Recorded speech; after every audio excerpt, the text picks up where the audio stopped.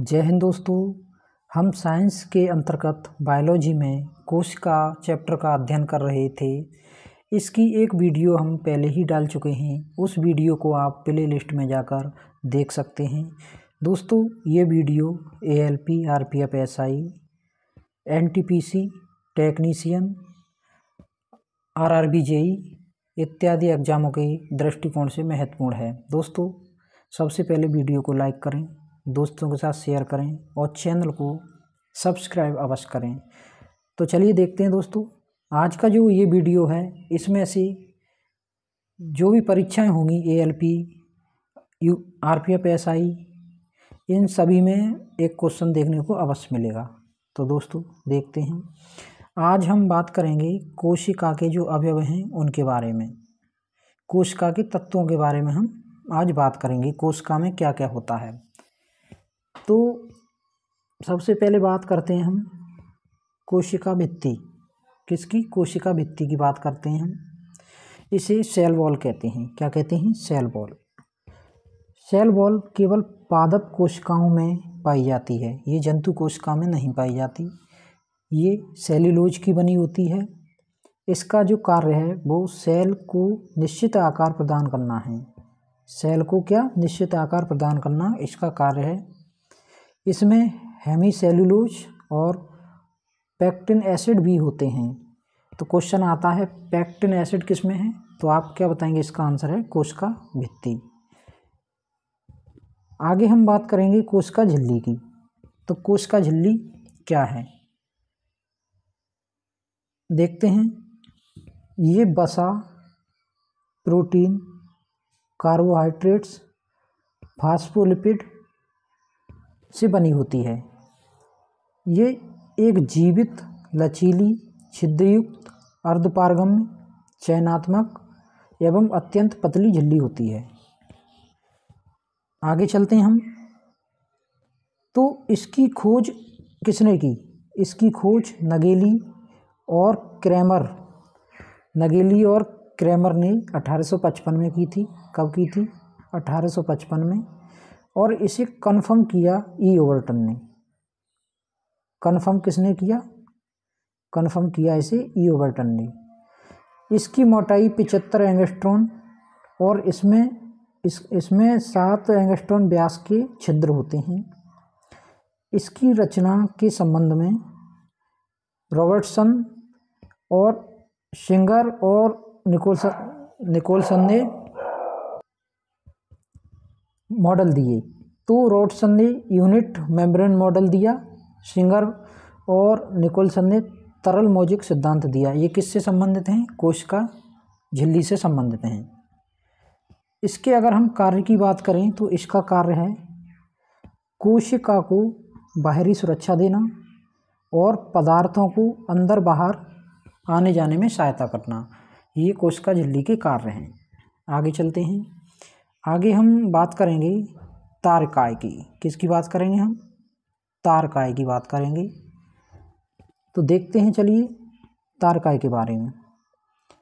तारकाय की खोज बावेरी ने की। इसे हम कैसे याद रख सकते हैं? तार हैं, उनको काटकर जो चोर हैं वो बोरी में रख लेते हैं। तार काटकर किस में रख लेते हैं? बोरी में। तो इसकी खोज किसने की? बावेरी ने। ये केवल जंतु कोशिकाओं में ही पाया जाता है, पादप कोशिकाओं में नहीं पाया जाता। इसके भीतर 2 छोटी बेलनाकार रचनाएं होती हैं जिन्हें सेंट्रियोल कहते हैं। कोशिका विभाजन के समय तारकाय से तारक किरणें निकलती हैं। आगे बात करते हैं हम अंतःप्रद्रवी जालिका की। Endoplasmic reticulum. किसकी बात करते हैं? अंतःप्रद्रवी जालिका की। तो इसकी खोज K.R. पोर्ट ने की। इसका कार्य है वसा और प्रोटीन का संश्लेषण करना। जब अंतःप्रद्रवी जालिका के ऊपर राइबोसोम के कण आ जाते हैं तो ये रफ होती है। जब इसके ऊपर राइबोसोम के कण नहीं होते तो ये स्मूथ होती है। अब हम बात करेंगे राइबोसोम की। किसकी बात करेंगे हम? राइबोसोम की। तो राइबोसोम पादप और जंतु दोनों कोशिकाओं में होता है। पादप में इसकी खोज ब्राउन रॉबिन्सन ने की, जंतु कोशिका में ई फेलाडे ने इसकी खोज की। ये दो प्रकार का होता है, एक 70S एक 80S। 70S प्रोकैरियोटिक कोशिका में होता है, 80S यूकैरियोटिक कोशिका में होता है।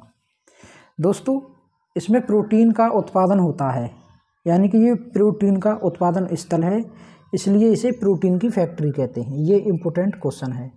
क्वेश्चन आता है प्रोटीन की फैक्ट्री किसे कहते हैं, तो राइबोसोम को प्रोटीन की फैक्ट्री कहते हैं।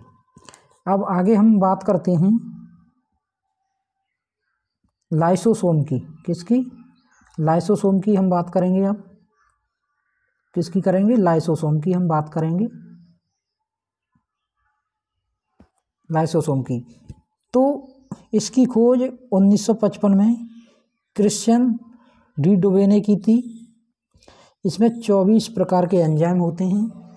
उनमें से एक एंजाइम है जिसका नाम है हाइड्रोलाइटिक एंजाइम।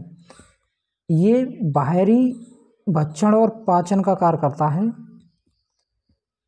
पाचन के दौरान इसके फट जाने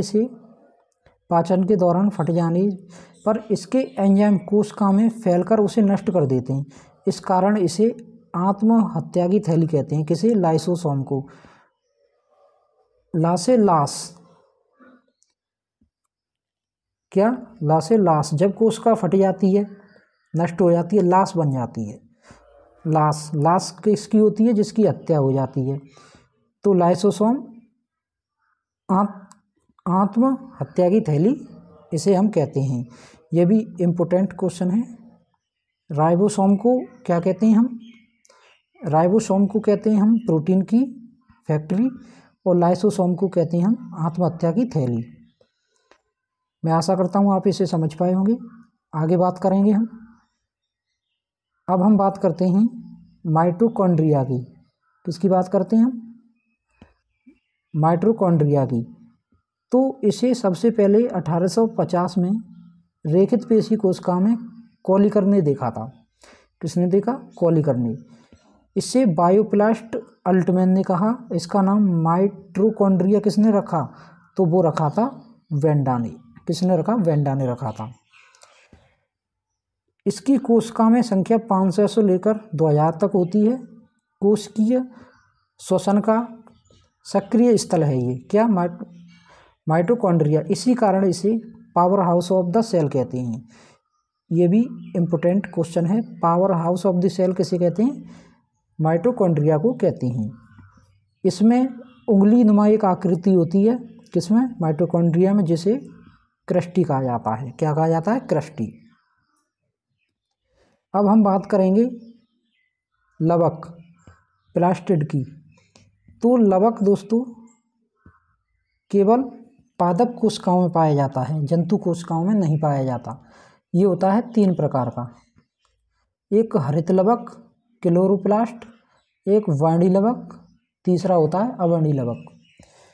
तो हरित लवक की बात करें तो इसकी कोशिका में संख्या 1 से लेकर 80 तक होती है, और ये प्रकाश संश्लेषण की क्रिया में सहायता करता है। क्या?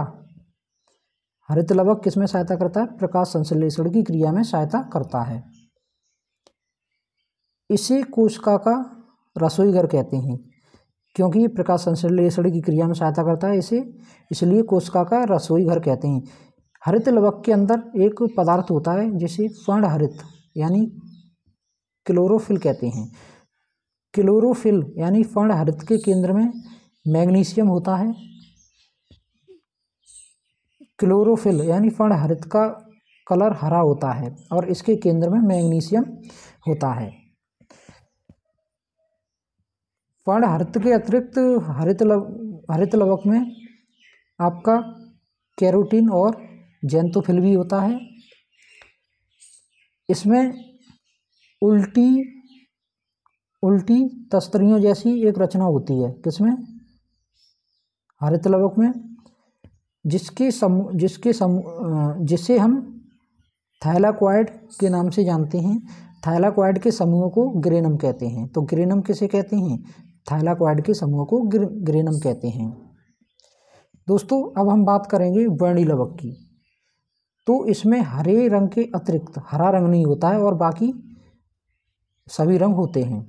ये पुष्प, फलवित्ती और बीज में पाया जाता है। इसी के कारण टमाटर का, वर्णी लवक के कारण ही टमाटर का रंग कैसा होता है? लाल। उसमें वर्णी लवक पाया जाता है लाइकोपेन। गाजर में कैरोटीन, चुकंदर में विटामिन, हल्दी में क्यूरक्यूमिन, ये सभी पाए जाते हैं। अब हम बात करें अवर्णी की, तो ये रंगहीन होता है, इसका कोई रंग नहीं होता। ये सामान्यतः जड़ों में भोज्य पदार्थों का संग्रह करता है। किसमें? जड़ों में भोज्य पदार्थों का संग्रह करता है।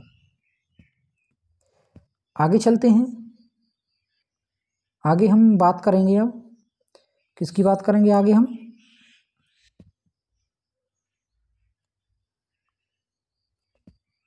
तो आगे हम बात करेंगे केंद्रक की। केंद्रक भी होता है कोशिका में। तो केंद्रक की खोज रॉबर्ट ब्राउन ने 1831 में की थी। इसके अध्ययन को कैरियोलॉजी कहते हैं। कोशिका का सबसे महत्वपूर्ण भाग है केंद्रक। समस्त कोशिकाओं का नियंत्रण करता है। ये एक केंद्रकीय होता है, जिसमें एक केंद्रक वाली कोशिका को एक केंद्रकीय और एक से अधिक केंद्रक वाली कोशिका को बहुकेंद्रकीय कहते हैं। तो केंद्रक में मुख्य रूप से 4 भाग होते हैं इसके: केंद्रक झिल्ली, केंद्रका, केंद्रक द्रव्य और क्रोमेटिन जाल। ये इम्पोर्टेंट है, इसमें से क्रोमेटिन जाल से संबंधित क्वेश्चन अवश्य आते हैं। चलिए इसको हम जानते हैं डिटेल से। तो क्रोमेटिन जाल कोशिका विभाजन के समय लंबे और पतले सूत्र के रूप में स्पष्ट हो जाता है। कोशिका विभाजन के समय क्रोमेटिन जाल कैसा हो जाता है? लंबे और पतले सूत्र के रूप में स्पष्ट हो जाता है, जिसे गुणसूत्र, क्रोमोसोम कहते हैं। गुणसूत्र शब्द का प्रयोग सर्वप्रथम वाल्टेयर ने 1888 में किया था। प्रत्येक गुणसूत्र पर जीन पाए जाते हैं। प्रत्येक गुणसूत्र पर जीन पाए जाते हैं जो आनुवंशिक गुणों को एक पीढ़ी से दूसरी पीढ़ी में ले जाने का कार्य करते हैं। क्वेश्चन आता है कि आनुवंशिक गुणों को एक पीढ़ी से दूसरी पीढ़ी में कौन ले जाता है? तो इसका आंसर रहेगा जीन। जीन का ये कार्य है। आगे चलते हैं। आगे हम बात करते हैं। तो गुणसूत्र का निर्माण किससे होता है? हिस्टोन, प्रोटीन और डीएनए, इनसे मिलकर होता है गुणसूत्र का निर्माण। हिस्टोन, प्रोटीन और डीएनए। गुणसूत्र की रचना का अध्ययन स्पष्ट रूप से कोशिका विभाजन के मेटाफेज अवस्था में होता है। तो इसका अध्ययन, इसकी संरचना का स्पष्ट अध्ययन कब होता है? जब कोशिका के विभाजन का मेटाफेज अवस्था होती है, उस समय होता है। आगे हम बात करें दोस्तों, तो गुणसूत्र के भीतर एक जेली जैसा गाढ़ा पदार्थ होता है। किसके? गुणसूत्र के भीतर, जिसे हम मैट्रिक्स कहते हैं। गाढ़ा सा पदार्थ, जेली जैसा, इसे हम मैट्रिक्स कहते हैं। मैट्रिक्स में महीन और कुंडलित सूत्र दिखाई देते हैं, जिन्हें क्रोमोनीमाटा कहते हैं, जिसमें 8 सूत्र तंतु, जो 8 सूत्र तंतुओं से मिलकर बना होता है। आगे चर्चा करते हैं हम। गुणसूत्र के मध्य में सेंट्रोमियर नामक रचना पाई जाती है, जो इसे 2 भागों में, 2 आर्म्स में बांटती है। गुणसूत्र को 2 आर्म्स में कौन बांटती है? सेंट्रोमियर नामक रचना पाई जाती है, वो ऐसे बांटती है। आगे हम बात करते हैं दोस्तों।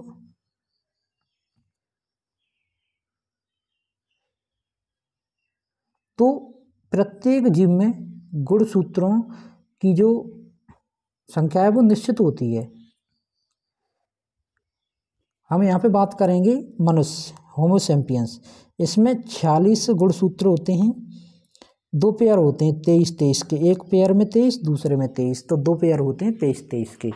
इसी तरह से कुत्ता, बिल्ली, इन सभी में होते हैं। तो मनुष्य में कितने होते हैं? 46 गुणसूत्र होते हैं, 2 पेयर में बटे होते हैं, 23-23 का एक पेयर होता है। अब हम बात करते हैं केंद्रक अम्ल की। किसकी बात करेंगे? केंद्रक अम्ल की। इसे न्यूक्लिन भी कहते हैं। केंद्रक में पाया जाने वाला अम्ल केंद्रक अम्ल कहलाता है। इसकी खोज फ्रेडरिक मिशर ने की थी। किसकी? केंद्रक अम्ल की। ये न्यूक्लियोटाइड्स का बहुलक है। किसका? न्यूक्लियोटाइड्स का बहुलक है।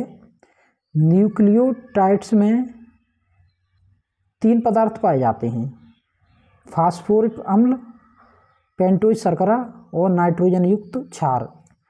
पेंटोज शर्करा दो भागों में बटी है, डीऑक्सीराइबो और राइबो। नाइट्रोजन युक्त क्षार 2 भागों में बटा है, एक है प्यूरिन, दूसरा है पायरिमिडीन। प्यूरिन भी 2 भागों में बटा है, एक एडेनिन एक गुआनिन। जबकि पायरिमिडीन भी 3 भागों में बटा है, एक है साइटोसिन और एक है थाइमिन, एक है यूरेसिल। अब हम केंद्रक अम्ल की बात करें तो केंद्रक अम्ल 2 भागों में बटा हुआ है। कितने भागों में?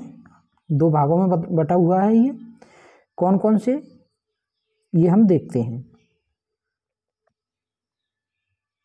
तो केंद्रक अम्ल के 2 भाग हैं, एक है डीएनए और एक है आरएनए।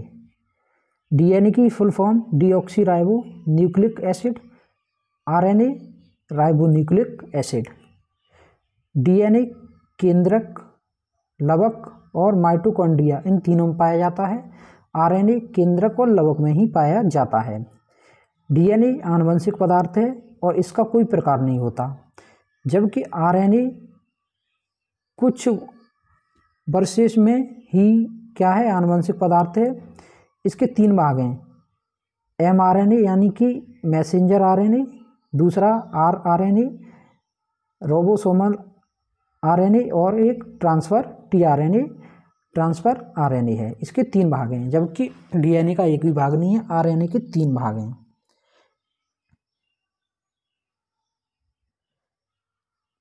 डीएनए के अंतर्गत जो शर्करा पाई जाती है वो डीऑक्सीराइबोज शर्करा, और जबकि आरएनए में राइबोज शर्करा पाई जाती है। आगे बात करते हैं हम, तो आगे बात करते हैं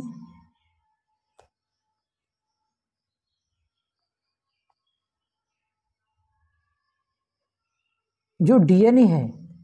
क्या है? डीएनए है, उसका डुप्लीकेशन होता है, आरएनए का डुप्लीकेशन नहीं होता है। डीएनए का डुप्लीकेशन होता है, आरएनए का डुप्लीकेशन नहीं होता है। डीएनए से संबंधित डबल हेलिक्स मॉडल वाटसन और क्रिक ने दिया था। अब ये इम्पोर्टेंट बात है यहाँ पे, इसमें एडिसिन डबल बॉन्ड से थाइमिन से जुड़ी होती है, साइटोसिन ग्वानिन से ट्रिपल बॉन्ड से जुड़ी होती है। ये डीएनए में, आरएनए में थाइमिन की जगह यूरेसिल आ जाती है, यानी कि एडेनिन यूरेसिल से डबल बॉन्ड और साइटोसिन ग्वानिन से ट्रिपल बॉन्ड से जुड़ी रहती है। क्वेश्चन आए कि डीएनए में एडिसिन किससे जुड़ी रहती है? तो थाइमिन से, और आरएनए में ये यूरेसिल से जुड़ी होती है, थाइमिन की जगह यूरेसिल आ जाती है। आगे हम बात करेंगे दोस्तों गोल्जी काय। किसकी? गोल्जी काय। तो केमियो गोल्जी ने वार्न उल्लू के तंत्रिका कोशिकाओं में गोल्जी काय की खोज की। किसमें? वार्न उल्लू की तंत्रिका कोशिकाओं में। ये कोशिका भित्ति और लाइसोसोम के निर्माण में सहायता करता है। कौन? गोल्जी काय। कोशिका के अणुओं का यातायात प्रबंधक कहा जाता है। कोशिका के अणुओं का यातायात प्रबंधक किसे कहा जाता है? तो गोल्जी काय को कहा जाता है। ये भी इम्पोर्टेंट क्वेश्चन है, क्योंकि कोशिका से स्रावित होने वाले पदार्थ को यह बाहर निकालने में सहायक होता है। तो ये थे कोशिका से संबंधित सभी तत्व। अब हम कोशिका विभाजन के बारे में बात करेंगे। तो कोशिका का विभाजन 2 चरणों में संपन्न होता है। एक कैरियोकाइनेसिस, जिसमें केंद्रक का विभाजन होता है। दूसरा साइटोकाइनेसिस, जिसमें कोशिका का विभाजन होता है। तो कोशिका का विभाजन 1855 में जर्मन वैज्ञानिक रुडोल्फ विर्चाउ ने सबसे पहले किया था। 1808 में हर्टविग ने कोशिका विभाजन के लिए एक थ्योरी दी जिस थ्योरी का नाम है कर्ण प्लाज्मा। कर्ण प्लाज्मा क्या है? कर्ण प्लाज्मा इस थ्योरी का नाम है। आगे हम बात करते हैं तो विभाजन 3 तरह से होता है, एक असूत्री विभाजन, एक असूत्री और एक समसूत्री, एक होता है अर्धसूत्री। तो असूत्री विभाजन एक कोशिकीय जीवों में होता है, जैसे कि जीवाणु, नीलहरित, शैवाल, ईस्ट, अमीबा, यानी कि एक कोशिकीय जीव हैं उनमें असूत्री विभाजन होता है। समसूत्री विभाजन और अर्धसूत्री विभाजन, इसकी हम बात करें तो समसूत्री विभाजन की खोज वाल्टर फ्लेमिंग ने की, अर्धसूत्री विभाजन की बीजमैन ने की। अर्ध मतलब आधा, जैसे कि कोई चने का बीज लिया, उसे हमने आधा काट दिया बीज, तो अर्धसूत्री बीजमैन, इस ट्रिक से हम याद इसे रख सकते हैं। तो विकसित जीवों के कायक और वर्दी कोशिकाओं में समसूत्री विभाजन होता है।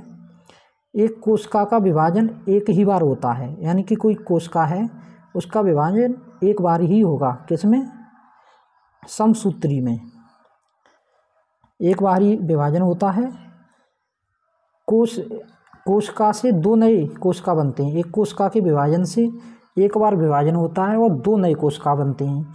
नए कोशिकाओं में गुणसूत्र की संख्या पुराने जो विभाजन से पूर्व थी उसी के समान होती है, जबकि इसका विभाजन 2 बार होता है, इसका 1 बार, इसका 2 बार, और इससे एक कोशिका से 2 कोशिकाएं बनती हैं, इसमें 4 बनती हैं, और पुराने कोशिका के जो गुणसूत्र हैं उनके आधे गुणसूत्र इसमें होते हैं।